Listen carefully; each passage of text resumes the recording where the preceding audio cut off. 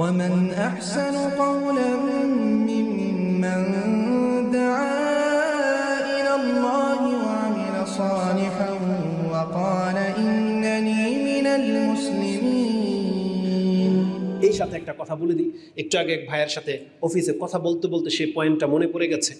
আপনি কি জানেন নফল সিয়ামের, নফল রোজা রাখার একটা বেনিফিট আছে? ফায়দাটা কি জানেন? ধরেন আপনি ব্যস্ত মানুষ, জানেন না কালকে কি হতে যাচ্ছে, নিয়ত করেন নাই, হঠাৎ করে আপনার কালকে সকাল হয়েছে, সকাল 9টা 10টা 11টা বেজে গেছে, আপনি সিয়াম ভঙ্গ করার কোনো কাজই করেন নাই, কিছু খানও নাই, স্ত্রীর সাথে সহবাসও করেন নাই, মানে সিয়াম ভঙ্গ হয় এমন কোনো কাজ আপনি করেন নাই। দেখলেন যে 11টা বেজে গেছে, এখন নাস্তা করে নেই। অনেক স্ত্রীরা আছে না, স্বামীর সাথে একটু দ্বন্দ্ব হলেই খাওয়া দাওয়া বন্ধ করে দেয়। তাদের জন্য এই নফল সিয়াম রাখা অত্যন্ত সহজ।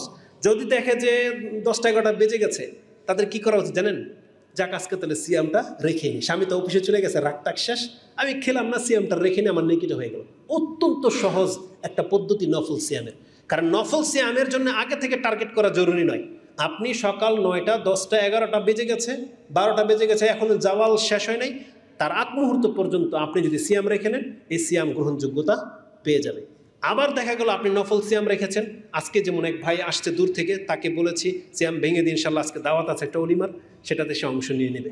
তো নফল সিয়ামের একটা বড় বেনিফিট, নিয়ত করতেও টাইমিং লাগে না, আর ভেঙে দিলেও কোনো পাপ নাই। আজকে ধরেন মারাত্মক গরম পড়েছে, আপনি রাখতে পারতেছেন না, ভেঙে দেন, কালকে রাখেন।